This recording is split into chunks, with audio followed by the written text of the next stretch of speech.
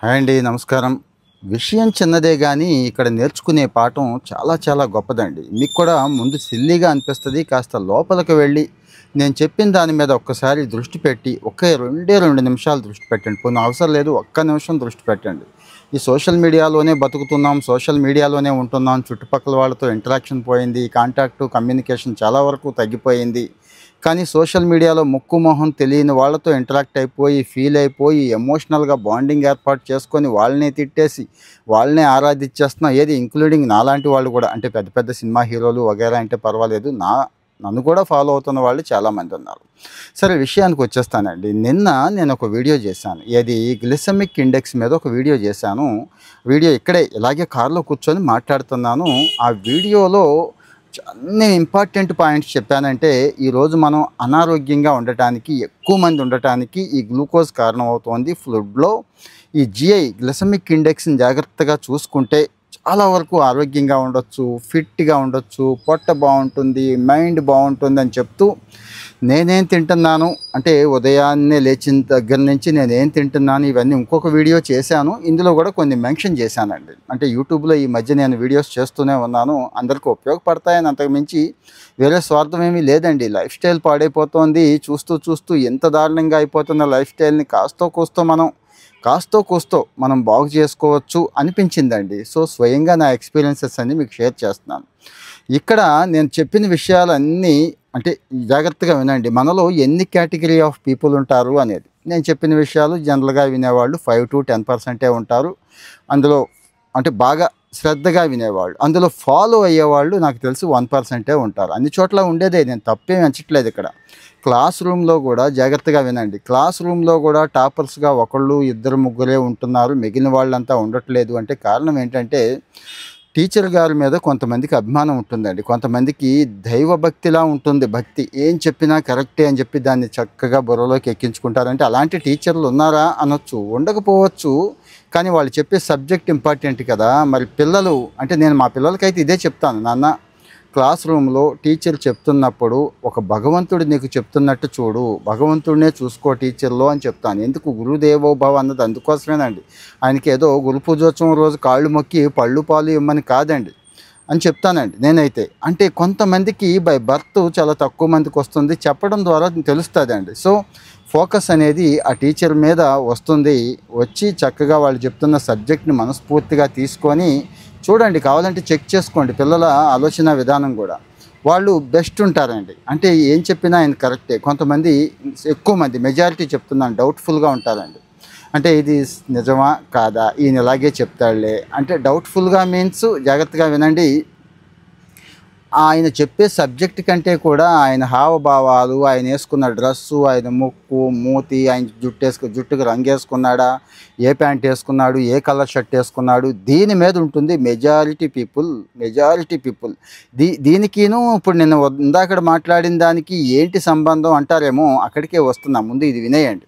Majority people అలాగే ఉంటారండి. ఇంకా కొంతమంది ఉంటారు, వీళ్ళు ఒక 10-15% ఈ మధ్య బాగా పెరుగుతున్నారులేండి. నెగిటివ్ అండి. అవతల వాడు ఏం చెప్పినా నెగిటివే. అందులో నెగిటివ్ మాత్రమే వెతుకుతారు. పాజిటివ్ ససేమిరా వెతకరండి. వీళ్ళనికి ఎవడూ బాగు చేయలేడు. అంటే చిన్నప్పటి నుంచి పెంపకంలో వచ్చిన లోపాలు నేను ముందే చెప్తున్నాను. పెంపకంలో తల్లి తండ్రి సరిచేయకపోతే తర్వాత వీళ్ళంతట వీళ్ళు ఆ జ్ఞానం తెచ్చుకొని సరవ్వకపోతే ఇలా అయిపోతామని చెప్పడం నా ఉద్దేశం. అంత మించి ఏమీ లేదు. పేరెంటింగ్ చెప్పుకుంటున్నాం కదా, అంటే నేను హార్ట్‌ఫుల్‌గా చెప్తున్నాను. ఈ విషయం ఎమోషనల్‌గానే చెప్తున్నానండి. చుట్టూ చూస్తున్నాను కాబట్టి. ఏదైనా తప్పుంటే మీరు కరెక్ట్ చేయొచ్చు, తప్పేమీ లేదు. సో, ఈ నెగటివిటీ అంటే ఎందులో అయినా కూడా నెగటివే చూస్తాడు. ఫర్ ఎగ్జాంపుల్, అలా కుక్క పోతూ ఉందనుకోండి, ఫర్ ఎగ్జాంపుల్ చెప్తున్నా, మెజారిటీ పీపుల్ ఏం చేస్తారండి? ఛీ అనుకుంటారు, లేకపోతే భయపడతారు. అవునండి? కానీ మైనారిటీ పీపుల్ ఏం చేస్తారండి? ఆ కుక్క అనేది ఒక జీవి, మనలాంటి జీవి, దాని మానాన అది పోతోంది. అంటే ఈ సరాచర జగత్తులో, ఈ సృష్టిలో అనేక ప్రాణులు ఇచ్చారు కదండి. జీవ వైవిధ్యం అంత గొప్పది, అంత అందమైంది అని ఎందుకంటారో తెలుసా? ప్రతి ప్రాణికి ఒక స్టేటస్సు, ఒక స్ట్రక్చరు, ఒక అందం ఉన్నాయి కదా. అంటే కోకిల మాత్రమే అందమైంది, బాగా కూస్తుంది కాబట్టి కాకి అసహ్యకరమైందని మనం ఏర్పాటు చేసుకున్నాం తప్పించి, అంటే నా ఉద్దేశం చూసే విషయం చెప్తున్నాను. అలాగా అంటే ఏది చూసినా కొంతమందికి, చాలా తక్కువ మందికి, ఇప్పుడు సపోజ్ ఈ సూర్యోదయం చూస్తున్నాను, లైట్‌గా ఎండ పడుతోంది. ఆహా హాయిగా ఉంది, భలే వెచ్చగా ఉంది, డి విటమిన్ పడుతుందని నేను అనుకుంటాను. కానీ మెజారిటీ ఏమనుకుంటారు, చిరుబుర్లు ఆడిపోతారు, చిరాకు పడిపోతారు. అంటే మైండ్ సెట్ ఇష్యూస్ గురించి చెప్తున్నాను నేను. ఇది mind set, purely mind set issues అండి. చిరాకు పడిపోతారు, అబ్బా ఏంటి ఎండేంటి, దరిద్రం ఏంటి, గోల ఏంటి, హాయిగా ఫ్యాన్ కింద ఉండక, లేకపోతే చెట్టు కిందకి వెళ్ళక, లేకపోతే ఏసీలో కూర్చోక అనుకుంటాం కదండి. అంటే నేను అనేది ప్రతి విషయంలో ఎవరైతే మంచిని చూడగలుగుతారో, ఎవరైతే పాజిటివిటీని చూడగలుగుతారో వాళ్ళకి ఎవరు ఏమీ చెప్పక్కర్లేదండి. ఎవరు ఏమీ చెప్పక్కర్లేదు. సో మరి ఇక్కడ సమస్య ఏమవుతుందంటే విషయాలు ఎక్కువైపోయినాయి. మన చుట్టూ అసలు పోగు పడిపోయింది విషయ పరిజ్ఞానం. చెత్త కింద అంటే ఏం లేదు. ఫోన్ ఓపెన్ చేస్తే గూగుల్, యూట్యూబ్, ఇక ఈరోజు ఏఐ వచ్చేసి దాని సమాచారం అది ఎంత అంటే అంత పెరిగిపోయింది. అందులో మంచిని ఎలా తీసుకోవాలి, ఎంతవరకు తీసుకుంటున్నాం. హంస చెప్తారు కదండి, అంటే అది నిజం కాదు కానీ జనరల్గా పురాణాల్లో చెప్తారు, నీటిని పాలని వేరు చేస్తోంది హంస అని. ఆ హంసకున్న గుణాన్ని కొద్దిగైనా మనం తెచ్చుకోగలిగితే, అంటే మంచిని చెడుని చూడగలిగితే, ప్రతి విషయం అండి నేను ఒకటే చెప్తున్నాను, ఈ ప్రపంచంలో పూర్తిగా చెడు పూర్తిగా మంచి ఏముండదు. కానీ అది పరమ చెత్త విషయం అయినా కానీ అక్కడ ఒక మంచి లెసన్ నేర్చుకోవచ్చా లేదా? పరమ చెత్త వెధవ ఒకటి తగిలాడు అనుకుందాం, ఈరోజు మనకి పరమ చెత్త మాట ఒకటి వినిపించింది అనుకుందాం. అప్పుడు ఏం నేర్చుకుంటాం? అందులో కూడా మంచి ఏంటో తెలుసా మీకు?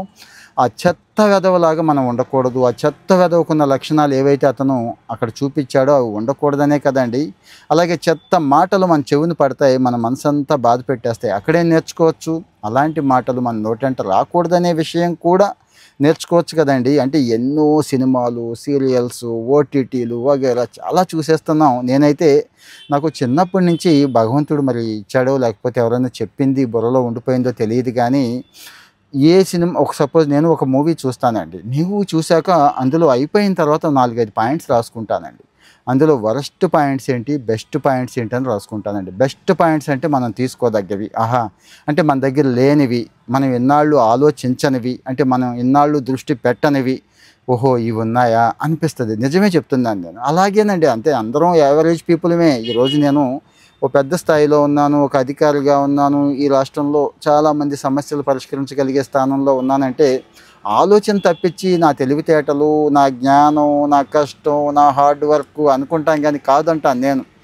ఆలోచన విధానం, ఒక విషయాన్ని మనం చూసే విధానం, అంటే ఆ ఒక్క రోజుకి, ఒక్క గంటకి, వారానికి, నెలకి కాదు నేను చెప్తోంది. పర్మనెంట్ ఆలోచన విధానం రెగ్యులర్గా అలా ఉండాలని చెప్పడం నా ఉద్దేశం అంటే మళ్ళీ పాయింట్కి వచ్చేస్తున్నాను. సో రాసుకుంటాం కదా, ఆ బెస్ట్ ఆహా ఇవి ఇవి ఇవి ఈ రోజుకి కూడా వాస్తవం చెప్తున్నా. ఈ రోజుకి కూడా ఏదైనా పుస్తకం చదివినా, ఏదైనా మూవీ చూసినా, మూవీ కూడా చెప్తున్నాను, ఏదైనా సోషల్ మీడియాలో పోస్టర్ చూసినా కూడానండి, ఇన్స్టాగ్రామ్ రీల్ చూసినా కూడానండి, అరే మన రీల్ ఇలా ఎందుకు లేదు, అతను ఏం వాడాడు, అతని కంటెంట్ ఎలా ఉంది, అతను చెప్తున్న విధానం ఎలా ఉంది, అలాగే వరస్ట్ కూడా ఉంటాయి. గుర్తుంచుకోండి, ఆ వరస్ట్ నుంచి అలా ఉండకూడదు అని పెట్టుకుంటా. అంటే ఇప్పుడు మళ్ళీ మొదటికి వచ్చేస్తున్నాను పాయింట్ దగ్గరికి.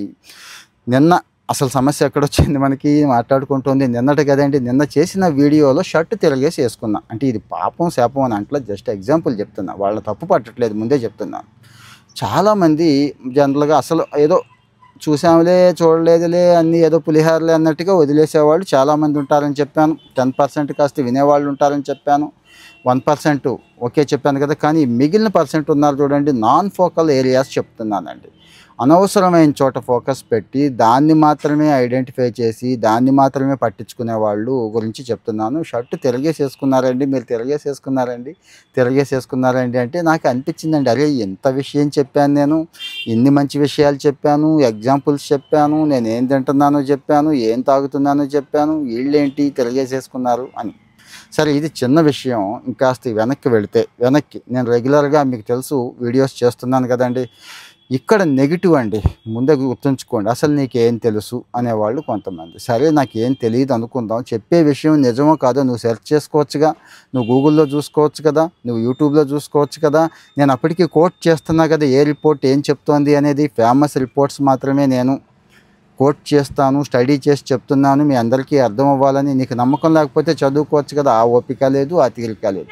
పోనీ చెప్పేవాడెవడు, నేను ఏదో ముక్కు మొహం లేనివాడినో లేకపోతే అంటే ఏ అనామకుడినో ఈ ఇన్స్టాగ్రామ్లో రీల్స్ అవి చేసి పాపులారిటీ కోసం లేకపోతే పెయిడ్ ప్రమోషన్స్ కోసం మనుషులు కావాలి కదండి, పెంచుకోవాలి కదా. ఆ పెంచుకోవాలి అనుకునే టైపా? ఆ టైప్ కాదు కదా. నేను ఏ ప్రమోషన్ చేయను మీకు తెలుసు. నాకే గవర్నమెంట్ చక్కగా సరిపోయినంత జీతం ఇస్తోంది, హాయిగా ఉన్నాము. జస్ట్ ఒక ఎడ్యుకేషన్ కోసం, అవేర్నెస్ కోసం, 10 మందికి పనికొచ్చే విషయాలే కదా, నా బయోలో కూడా ప్రొఫైల్‌లో కూడా పెట్టుకున్నాను కదా నేను ఎవరు ఏంటి అనేది.